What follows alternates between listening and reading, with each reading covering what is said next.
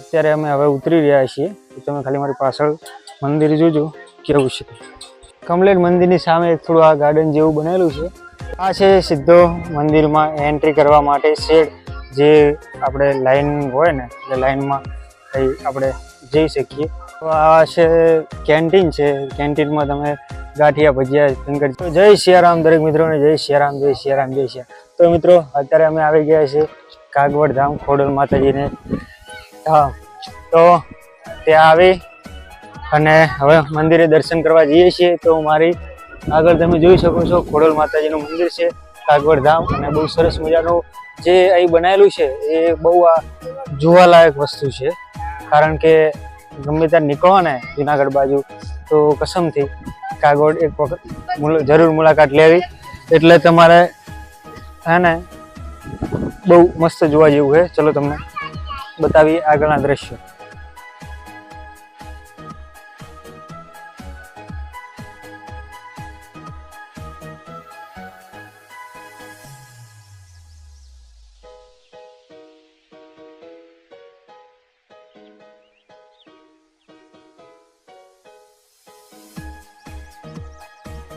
ખાલી મારા પાછળનો તમે વ્યૂ જોઈ લો એટલે તમને અંદાજો આવી જશે કે કેટલી વિશાળ જગ્યા છે। ખાલી જોઈ લો કે એટલી બધી વિશાળ જગ્યા છે, અને લગભગ હું તો અંદાજો નહીં મારી તો કે કેટલા વીઘામાં હશે, પણ જેટલી બધી છે ને એ અંદાજો લગાવવો થોડો મુશ્કેલ છે, કેમ કે આખું જોયા વગર તો કંઈ પણ અંદાજો તો મરાય એવું જ નહીં। એવડી મોટી વિશાળ જગ્યામાં બધું સારું, અને ક્યાંય તમને ધૂળ જેવું તો લાગે જ નહીં, કારણ કે બધી જગ્યાએ આપણે બ્લોક નાખેલા છે અને બહુ સરસ મજાની જગ્યા છે, રોકાવાનો આનંદ થઈ જાય। કમ્પ્લીટ મંદિરની સામે થોડું આ ગાર્ડન જેવું બનેલું છે, તમે જોઈ શકો છો। અંદર શંખની મૂર્તિ લગાવેલી છે, અને બહુ મસ્ત, બહુ જબર મજા આવે એવું છે। તમે જોઈ કહો આખું શંખ છે ને, શંખ બનાવેલો છે અંદર। આ છે સીધો મંદિરમાં એન્ટ્રી કરવા માટે શેડ, જે આપણે લાઈન હોય ને એટલે લાઈનમાં આપણે જઈ શકીએ, અને ઉપર બનાવેલો છે શેડ, જેથી કરી ચોમાસામાં ભક્તોને અવર જવરમાં તકલીફ ના પડે। અને સરસ મજાનું સાઈડમાં લોબી બનાવેલી છે, પેલું ગાર્ડન છે, આ બાજુ જવા આવવાની અલગ અલગ સુવિધાઓ છે। જવા માટે અલગ છે, આવવા માટે અલગ છે, વચમાં ગાર્ડનિંગ કરેલું છે। મંદિરના પગથિયા, અને અહીંથી આપણે મંદિરની અંદર એન્ટ્રી લઈશું। તમે જોઈ શકો છો આખું જે મંદિર બનાવેલું છે ને, અને મંદિરનું પરિસર આખું 300 વીઘામાં છે એવું જાણવા અત્યારે અમને મળ્યું છે। 300 વીઘામાં આખું મંદિર અને મંદિરનું આખું પરિસર છે। તો ચલો આપણે એન્ટ્રી લઈએ આપણે મંદિરમાં અને જોઈએ મંદિરનો ફર્સ્ટ વ્યૂ। તો અમે પગથિયા ચડી રહ્યા છીએ, અને પગથિયા સારા એવા મોટા બનાવેલા છે, જેથી કરી અને આવનાર જનારને કોઈ થાક ના લાગી શકે એના માટે પગથિયા બનાવેલા છે સરસ મસ્ત।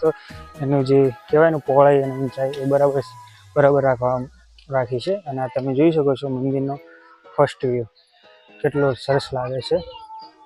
આખું આપણે જે મોઢેરા છે ને કે સૂર્ય મંદિર, એના જેવું બહારથી એવું લાગે છે કે જેમ કે મોઢેરાનું સૂર્ય મંદિરનું આખું જે એન્ટ્રેસ છે ને એવું આખું બનાવેલું છે। આખો છે સાઈડનો વ્યૂ, તો તમને બતાવી દઈએ આખો સાઈડનો વ્યૂ છે અહીંથી, અને આખો ઓવરવ્યૂ તમને બતાવી દઈએ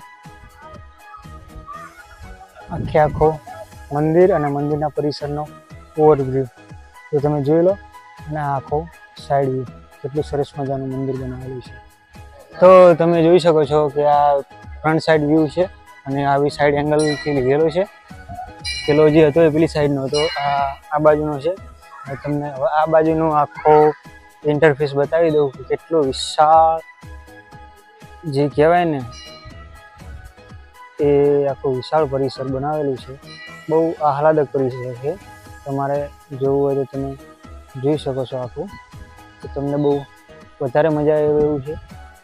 અને મંદિરમાં બહુ મજા આવે એવી વસ્તુ છે, અને આખો તમે જુઓ ને બહુ મસ્ત જોવાની મજા આવે। શું કંઈ શબ્દ જ મળે એવા નહીં બોલે એવું, કેમ કે એટલું બધું વિશાળ મંદિર છે। અત્યારે અમે હવે ઉતરી રહ્યા છીએ, તો તમે ખાલી મારી પાછળ મંદિર જોજો કેવું છે।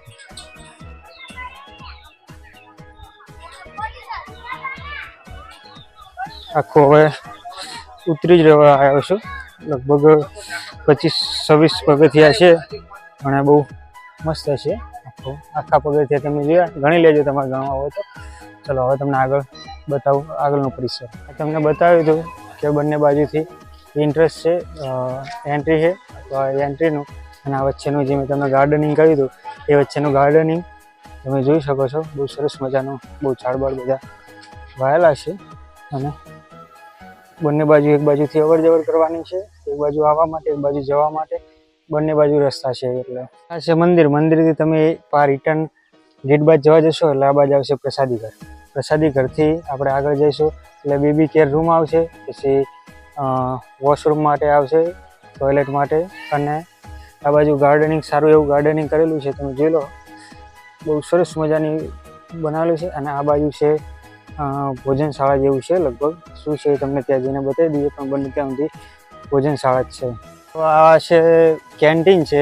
કેન્ટીનમાં તમે ગાંઠિયા, ભજીયા, ફિંગર ચિપ્સ, ખમણ છે, ખમણી, પૌવા, વડાપાઉં, પાવભાજી, પીઝા, સમોસા, ભેળ જેવી તમે વસ્તુ ખાઈ શકો છો. અને કોલ્ડ ડ્રિંક તમને બધું મળી રહે. તો આ છે આપણે કેન્ટીન, જોઈ શકો છો. સરસ મજાનું કેન્ટીન છે. તો અત્યારે આપણે આવી ગયા છે બહાર દર્શન કરીને, અને સરસ મજાના આપણે દર્શન થઈ ગયા હતા. તો બહુ મજા આવી દર્શન કરવાની. અને કહેવાય છે ને કે તમે શ્રદ્ધાથી ક્યાંય જાઓ એટલે તમે ક્યાંય પાછા પડો નહીં. તો અમે શ્રદ્ધાથી નીકળ્યા હતા, તો અમારે કોઈ રસ્તામાં કોઈ પણ જાતની કોઈ પણ ગેસની કે પેટ્રોલની કે કોઈ પણ હવાની કારણ કે કોઈ એવી તકલીફ પડી નથી. ને બહુ એવી મજા આવી છે. તો ફેમિલી બધા કીધું હતું તો તમે જ્યાં ઊંધી જુઓ ત્યાં ઊંધી ફેમિલી બધી જોવે છે અંદર. અને અમે આખો પેલું આવ્યા છીએ બજાર જોવા. તો બજાર તમને બતાવી દઈએ. આ છે hotel Rajkhodal Asian non AC room. અને આપણે જોઈએ થોડું અંદર જતાઈએ કે શું છે બજારમાં. રમકડાનું છે, જોઈએ અંદર કેવા કેવા રમકડા મૂકેલા છે. તમે જોઈ રહ્યા છો કે અહીં આટલા બધા, જેમ આપણે ત્યાં માર્ટમાં સેલ લાગતો હોય ને કે ડી માર્ટ ને એ બધું, એ રીતે રમકડાનો સેલ લાગેલો છે. અને બહુ અલગ અલગ પ્રકારના સારા એવા રમકડા જોવા મળી રહ્યા છે. તમે નહીં માનો, હું આટલા બધા રમકડા છે ફર્સ્ટ ટાઈમ જોઈ રહ્યો છું. કેમ કે બધા મેન્યુફેક્ચર વાળા થઈ ગયા, પણ આટલા બધા રમકડા હું પહેલી વાર જોઈ રહ્યો છું. બહુ સરસ મજાના અલગ અલગ રમકડા છે. અને જો આને તો મજા આવી ગઈ છે રમકડા લેવાની. અને બધા મ્યુઝિક વાળા, રિમોટ વાળા, ચાય વાળા ને વાયરલેસ ને બધા અલગ અલગ ટાઈપના નાના મોટા, કેટલા 1 થી 12 વર્ષ સુધીના છોકરાના રમકડા મળે ને. 1 થી 12 વર્ષ સુધી. ઓ ટેડી બિયર આમાં નજર જ નથી. તમે ખાલી ટેડી બિયર જોઈ લો એટલે તમને એમ લાગે શું છે. તો તમને આ જે શોપ છે એનું એડ્રેસ હું તમને આપી દઉં કે કઈ જગ્યાએ છે આખું. હું તમને આખી એડ્રેસ બધું આપી દઉં, જે લોકેશન આપી દઉં. આ સામે છે કાગવડ આપણે ખોડલ માતાજીનું મંદિર, અને એની સામે છે રમકડાની દુકાન છે. તો તમે જોઈ લો અંદર બહુ સરસ મજાના બધા રમકડા છે. અને એવું હોય તો હું તમને એમનું વિઝિટિંગ કાર્ડ બી બતાવી દઉં, આપી દઉં, એટલે તમારે લેવાનું તો આવી જવાનું. તો આ છે આજે મેં હાલ રમકડાને તમને દુકાન બતાવી, એમનું વિઝિટિંગ કાર્ડ અને એમનો નંબર. અને આ છે પિયુષભાઈ બેઠા હશે, તો એમની મુલાકાત લેજો, બરાબર. સારા એવા રમકડા એકદમ રિઝનેબલ ભાવે મળે છે. તો મેં જોઈ લીધું કે રમકડા એટલા બધા મોંઘા નહીં હોતા કે જેટલા આપણને બજારમાં મળતા હોય છે. અહીં આવીને ખબર પડી ગઈ. મંદિરની એક્ઝેક્ટ સામે છે બજાર, જ્યાં તમને ખાણીપીણીની વસ્તુ, કટલરી, રમકડા જેવી અન્ય ચીજ વસ્તુઓ તમને મળી રહે.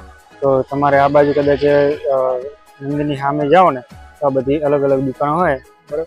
તો તમારે લેવું હોય તો પછી જવાનું. આ જે એક્ઝેક્ટ છે મંદિર, અને મંદિરની સામે છે, મંદિરનો ગેટની એક્ઝેક્ટ સામે આ બધી થોડી નાનકડી બજાર છે. બહુ એટલી મોટી નથી, પણ બહુ સરસ મજાની નાની બજાર છે. તો અમે બજારની મુલાકાત લઈ અને નીકળી ગયા છીએ હવે ગાડી તરફ, જ્યાં હવે ઘરના બધા રાહ જોતા છે કે વિચારના બધા લેતા હતા. રમકડાને બધું લઈ લીધું. લગભગ થેલો ભરીને રમકડા લીધા છે. એ રમકડા લઈ લીધા છે. અને હવે એમના સાથે આપણે જઈશું વીરપુર. અને વીરપુર જો બ્લોગ બનાવવાનો મેળ આવશે તો ઠીક છે, બ્લોગ બનાવવાનો મેળ નહીં આવે તો આપણે સીધા મળીશું ચોટીલા. તો ચલો હવે ગાડીમાં જઈ અને બેસી જઈએ અને ઘરના બધા સાથે નીકળી જઈએ.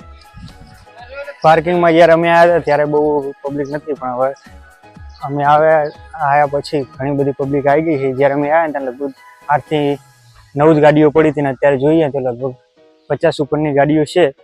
એટલે કહેવાનું એ કે ઘણી બધી પબ્લિક અહીંયા આવતી હોય છે અને જ્યારથી આ બન્યું છે ત્યારથી તો લગભગ જે વીરપુરથી જુનાગઢ કે જુનાગઢથી વીરપુર જતા હશે એ બધા મોસ્ટ ઓફ અહીં દર્શન કરીને જ જતા હોય છે. તો ચલો આપણી આવી ગઈ છે પવન લાઈવ વાળી જ ગાડી. ચલો હવે વ્લોગ અહીં કરીએ ખતમ અને મળીએ હવે તમને એક નવા વ્લોગમાં.